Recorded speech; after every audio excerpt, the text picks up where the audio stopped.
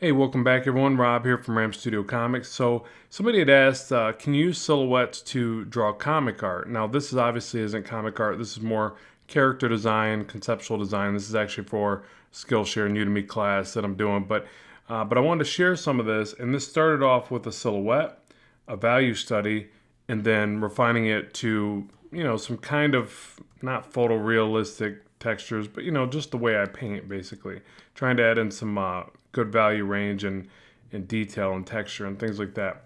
So this is just a fun way to explore shape first, and I think it really helps spark creative ideas. And I know it does. And a lot of character designers do it this way because they can actually elaborate very quickly from one design to the next. It's very easy to make changes in this stage of the work or generate a bunch of silhouettes and, kind of make iterations of them and things like that. But what I wanted to try to show you here is somebody said, well, could you use this for like more, like comic art? And I often will.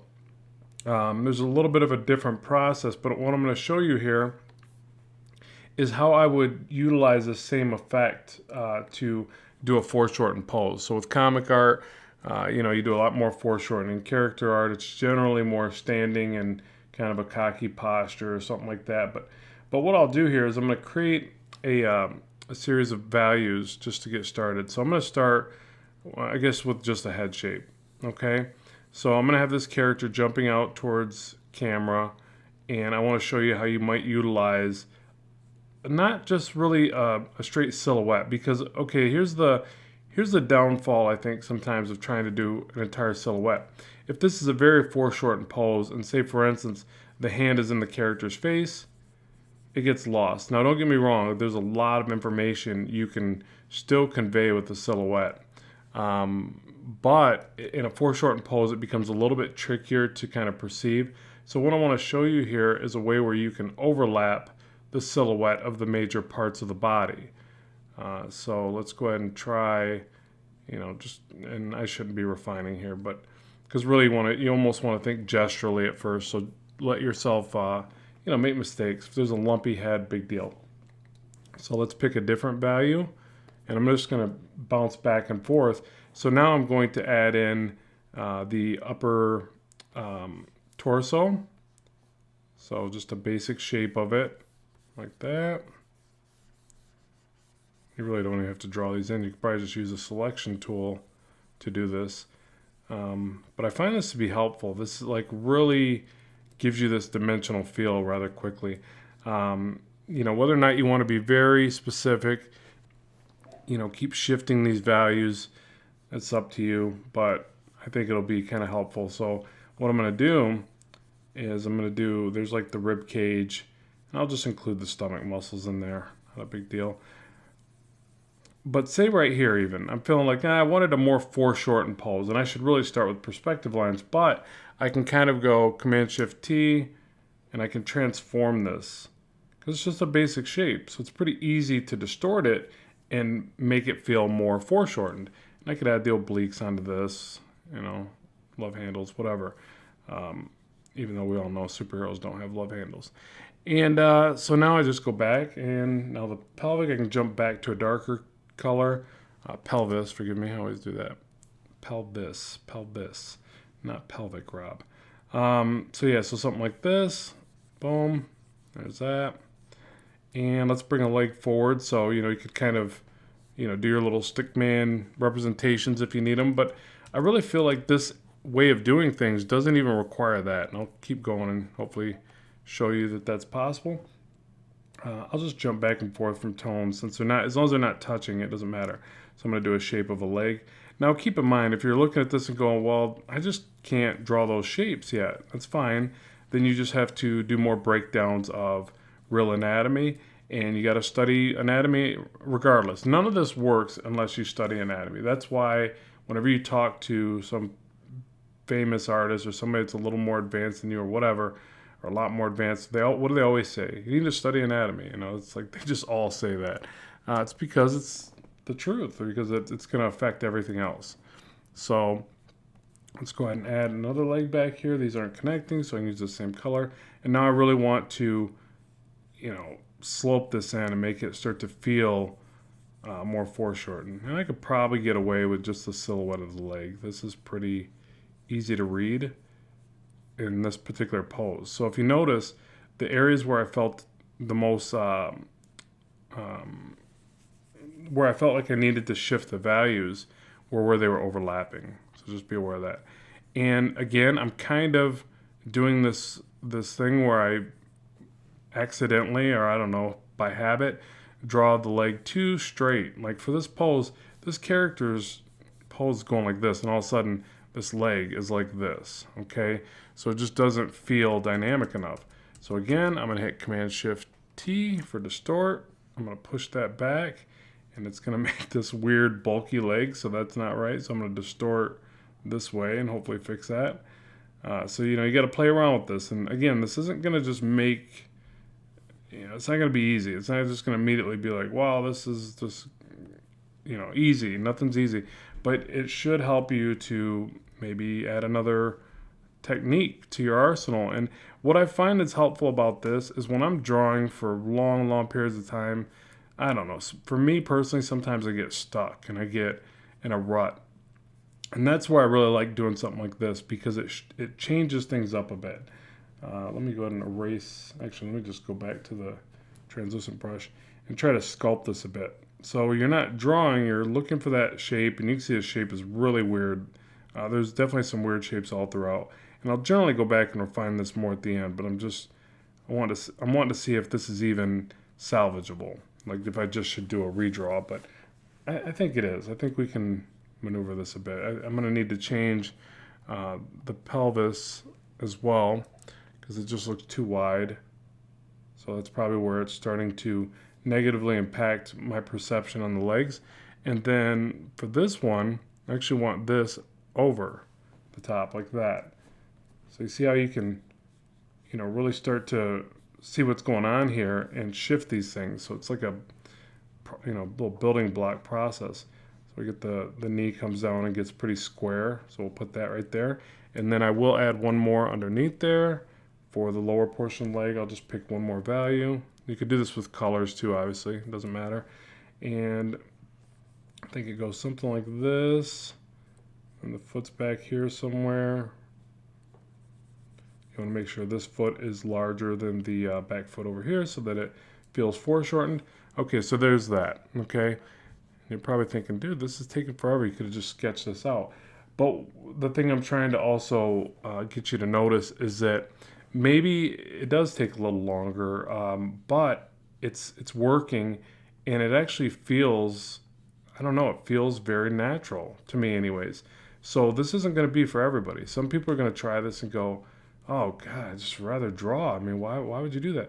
Then this probably isn't the technique for you at this moment. I know that for me, this didn't feel as natural even a few years ago, and I'm not sure why that is. Maybe my eyesight's going bad, so I need silhouettes now instead of tiny little lines. I don't know. But I like to do both. I don't take anything off the table. I think that it's just another tool to be utilized, basically. So let's try this now. Let's bring the forearm out. Sometimes I'll draw these little openings for the arm to kind of perceive where the shape needs to go. So there's a little bit of drawing in here. And then, so I'm kind of thinking, the character's looking this way. The hand needs to end up here somewhere. So add in one more shape. Here's our forearm. Something like this. So you see I'm still kind of drawing a little bit, but I'm going right for that silhouette. Because again, you can figure out a lot by the silhouette. You really can. So there's that. Since these aren't touching, I guess I could throw a shoulder over here.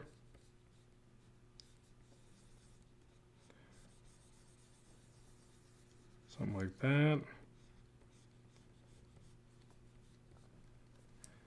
That's kind of a weird little setup there. Okay, so let's add another one. Now we're going to go back into space, so we're going to drop it behind here. So let's pick this value, go back this way.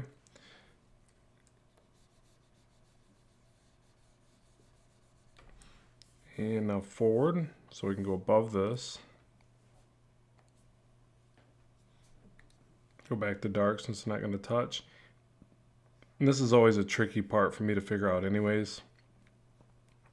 So I kind of do a little more sketching to that, but something like that shape right there. On about. And this is actually where I really like it. So let's say that, we're to this part where, we got to add the hands. Let me sculpt this back just a little bit. I think it's probably too because I've been sculpting on ZBrush more. That's probably why I feel a little more attuned to this right now. And then, so now the hands. So let's say I just wanted to be boring and do a fist because fists are easy and, they're superheroes. They're always tense, clenched fists and stuff. So bam, just a little fist. Nothing too groundbreaking there. Clunky, bumpy fist. Something like that. Okay, so there's that. And then on this side, I guess I'll just use the same one. On this one, I'll be a little more, go with something a little more advanced. Let's see. This always tricks me up. Where do I want to put the hand? Maybe they're just grabbing out at something. So let's just start with the wedge shape of the hand coming out. Nope, this needs to be on the very front. So first we get the kind of wedge shape coming out. And let's even, since we're already going this direction, let's just add one more layer for the fingers. And let's say that maybe they're pointing a little bit more than, they're reaching out, but it's more of a pointing kind of hand expression. So something like that.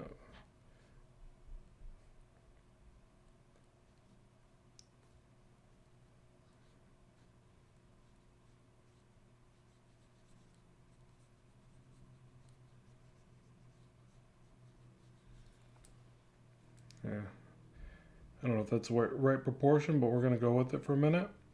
Because, you got to get used to editing these anyways. Like just kind of throwing the shapes in there and then getting good at developing it from that point. So some of the fingers get tucked back maybe. I feel like the fingers need to be a little bit longer because of the foreshortening. And, you got to remember the fingers are at least the distance from the palm area of the hand.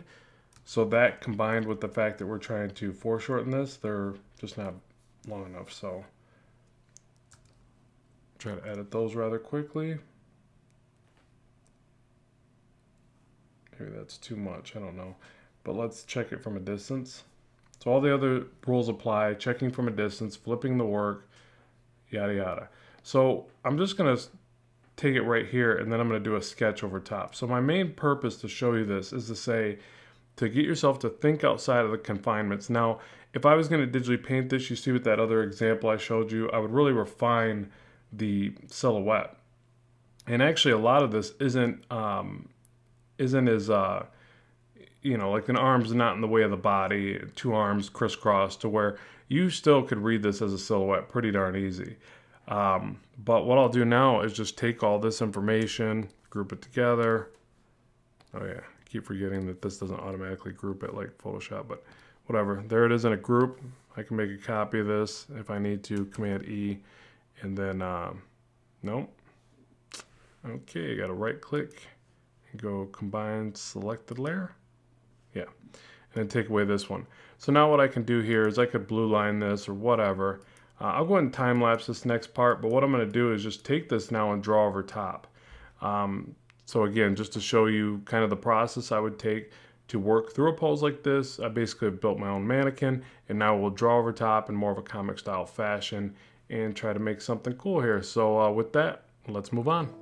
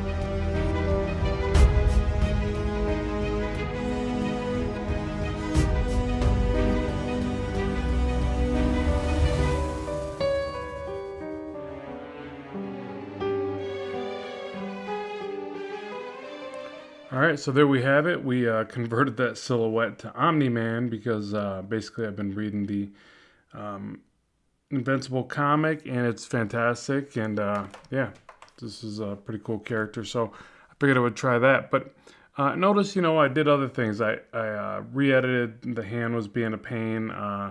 The cape I drew a few times. I changed the proportions from.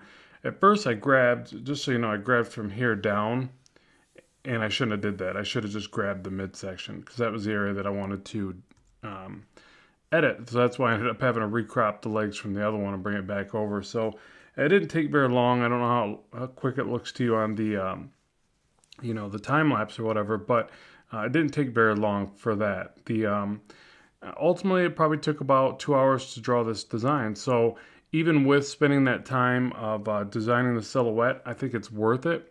Now again, this isn't going to be for everybody. So if you draw really well without shapes and you're better at the interior forms, then maybe this doesn't work for you. But the one thing I will reiterate about this process is it helps me snap out of a mental funk. Like sometimes I'm drawing so much that I get bored with it, and all of a sudden I'm not drawing as well, and I got to change it up a bit. I don't know why. I guess I'm just nuts, but that's just something I got to do. I got to keep my brain guessing and maneuvering. I get bored really easy. So essentially, that's what I really like this technique for. So, play around with developing some silhouettes. You see, it's pretty clunky and weird looking now that I look back at it in retrospect. But try it out, use some different values, and turn it into an illustration of Omni-Man or whoever. So, at any rate, thanks for the support of the channel. Thanks for watching. More on the way real soon, so make sure to hit that notification button and stick around because I got more videos in the mix. Thanks very much. As always, keep drawing, keep having fun, and I will talk to you soon.